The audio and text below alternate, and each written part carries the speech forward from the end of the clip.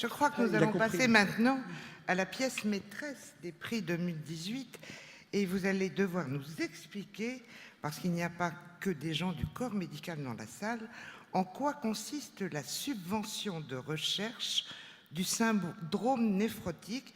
Mais avant vos explications, je vais demander à Thierry Dassault de monter sur scène pour nous rejoindre, car il est, je crois, très impliqué dans ce programme et il va nous expliquer le pourquoi de son implication. Et pendant qu'il monte, je voudrais à mon tour remercier Thierry Dassault et Brigitte Lantz de tout ce qu'ils font pour cette fondation tout au long de l'année. Bravo.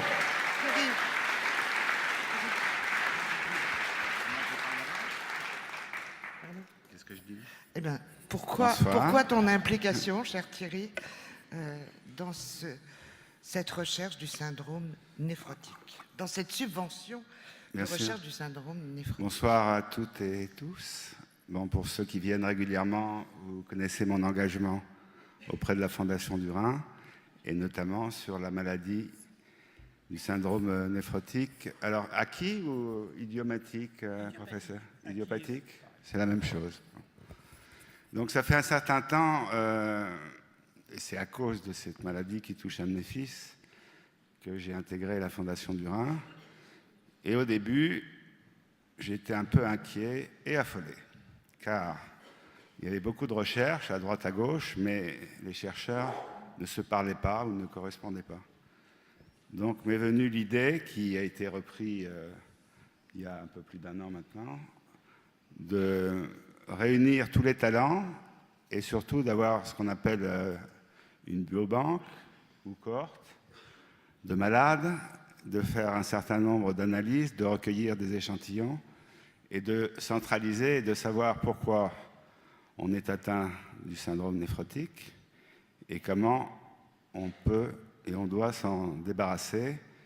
Et j'ai bien aimé le sigle finalement, STOP SNI, donc STOP au syndrome néphrotique idiomatique.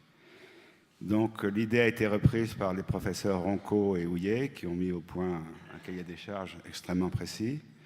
Je crois que nous avons trouvé un lauréat et qu'on va lui remettre un prix. C'est vraiment le début d'une grande aventure, c'est assez rare. Au niveau mondial, je ne sais pas s'il y a beaucoup d'équipes qui se forment comme ça. J'en suis très fier et je vous remercie pour votre participation, notamment à la tombola et aux dons. Et bonne fin de soirée. Merci Thierry. Merci, Thierry. Reste avec nous Thierry. Thierry, vous pouvez aller dans la salle d'attente comme tout le monde. Ah ben, alors restez là, ne bougez pas. Sur scène.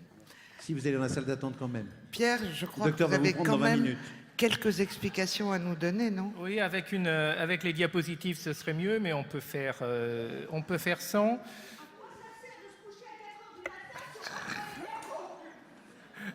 Je crois que Brigitte voudrait les diapos. Non, avant.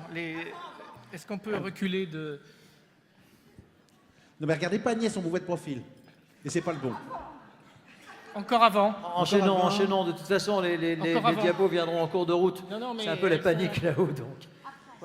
Oui, il y a un vidéaste qui vient de se prendre. La précédente. Non, la précédente est importante parce que... Celle-là, vous voulez dire? Voilà, celle-là, exactement. Elle illustre ce qu'est le syndrome néphrotique et les conséquences pour l'enfant, puisque c'est le plus souvent une maladie de l'enfant. Pour vous expliquer très, très schématiquement, les reins sont formés de 1 à 2 millions de petits tamis qu'on appelle les glomérules, et qui sont des tamis à petite maille et qui empêchent l'albumine de passer dans les urines. Quand les mailles des tamis deviennent plus grandes, l'albumine passe dans les urines et il en résulte une diminution du taux d'albumine plasmatique, des œdèmes et une grande fatigue. Et vous voyez sur cette photo des enfants atteints de syndrome néphrotique idiopathique dont les visages sont gonflés par l'œdème en rapport avec, on peut dire, l'hémorragie urinaire d'albumine. Alors ce syndrome est très sensible au traitement corticoïde. Il permet d'induire la rémission, c'est-à-dire la disparition des œdèmes. Mais malheureusement, le plus souvent, ce syndrome rechute de façon répétée. Les enfants deviennent dépendants des corticoïdes, ils doivent recevoir des immunosuppresseurs et cela amène souvent ces enfants à être handicapés avec des troubles scolaires et cela peut continuer à l'âge adulte. Donc des résultats parcellaires ont été obtenus dans la recherche sur les mécanismes du syndrome néphrotique en France. On peut avoir la prochaine diapositive, s'il vous plaît. Ces résultats ont été obtenus par les différents chercheurs qui ont été financés depuis 2006 par un don de Serge Dassault. Et vraiment, l'histoire de cette recherche est liée à l'histoire de la famille Dassault. Et comme Thierry Dassault vous l'a dit, on souhaite maintenant complètement changer de vitesse. Les résultats étaient parcellaires, maintenant on souhaite les regrouper, tester les hypothèses qui ont été avancées en créant une banque de données cliniques. On appelle ça un entrepôt de données et une banque de prélèvements, de sérum, d'urine, de plasma, etc., qui permettront de tester les hypothèses qui ont été identifiées par les recherches effectuées jusqu'à présent et de trouver d'autres pistes pour de nouvelles thérapeutiques. Donc c'est vraiment une entreprise très importante. Le prix qu'on remet aujourd'hui, c'est le premier étage de la fusée et on souhaite avoir des cofinancements, en particulier ministériels, notamment à travers un financement ciblé pour les centres de maladies rares. Et donc, le lauréat de... Attendez, avant de l'appeler... Ne tuez pas le suspense dans l'œuf. Tout va bien. Les diapos suivantes. Avant d'appeler le Attendez, lauréat... Brigitte, quand Non, vous voulez avant faire le d'appeler le diapo, lauréat, Brigitte, vous faites un clin d'œil, comme ça je peux le demander, c'est plus... je voudrais Ça, demander vous faites à un- Liane vous faites un truc Folly comme ça, je comprends. et à Véronique de Villèle Alors, pardon. de monter sur scène Ah. pour remettre Liane Diplôme Folly, Véronique de et Villèle. Merci Liane, merci Véronique.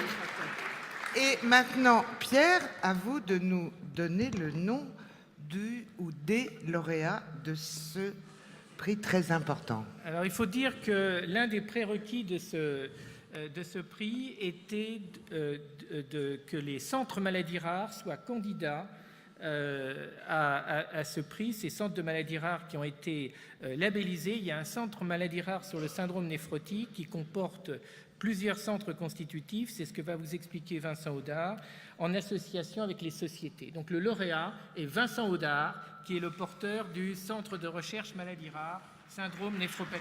Alors, professeur Dans Audard, la salle, et Vincent bondit sur scène comme un jeune cabri sortant du sous-bois, se jette sur Véronique pour l'embrasser, sur Liane pour lui serrer la main.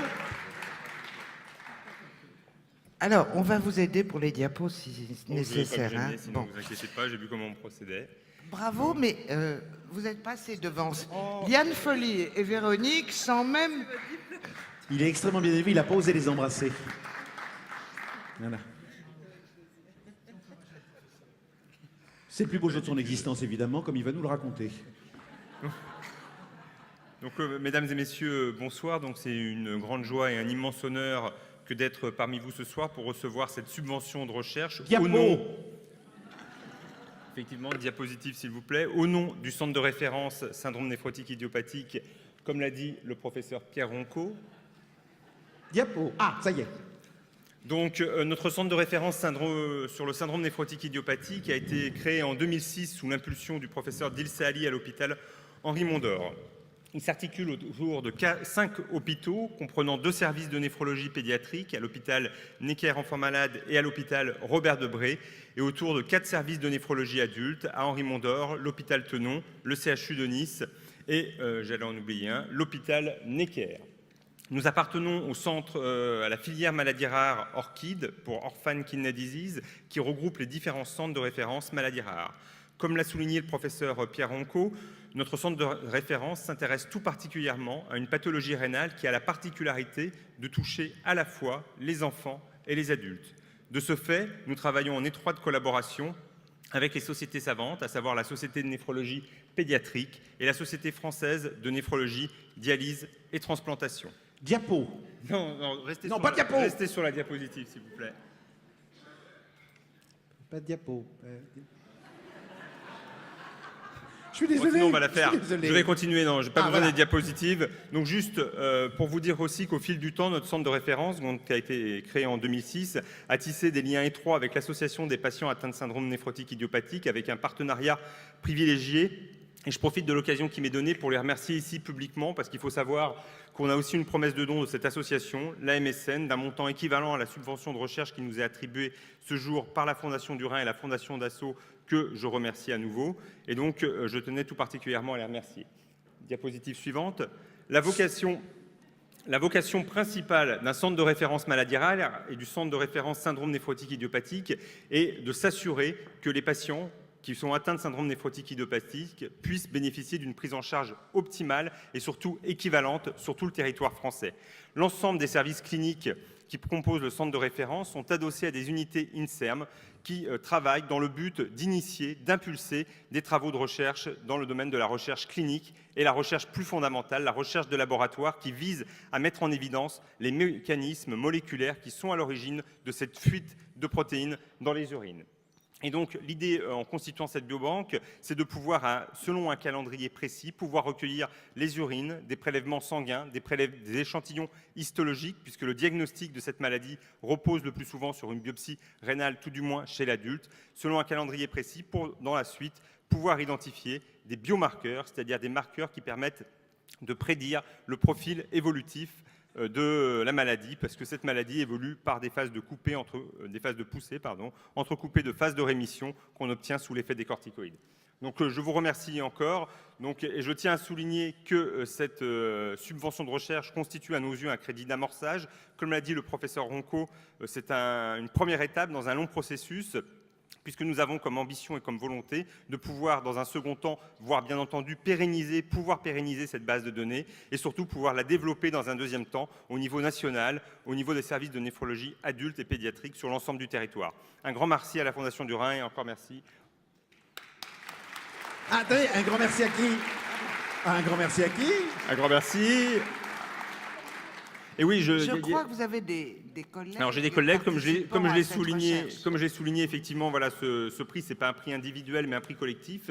Et s'il y a quelques collègues qui représentent les hôpitaux, les sites constitutifs, en dehors du professeur Ronco, qui représente Tenon, qui sont présents dans la salle, n'hésitez pas à... Et qui pourraient venir Qui pourraient venir, n'hésitez pas, il y a plusieurs diplômes.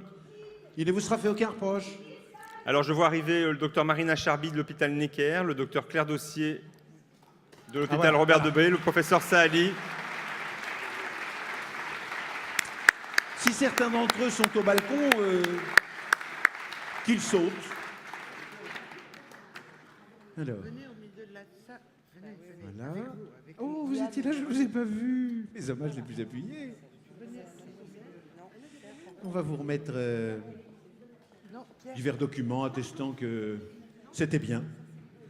Vous soyez là et que nous étions heureux de vous avoir. Agnès, une déclaration? Oui, une dernière déclaration. Je vous demande de les ovationner. Voilà.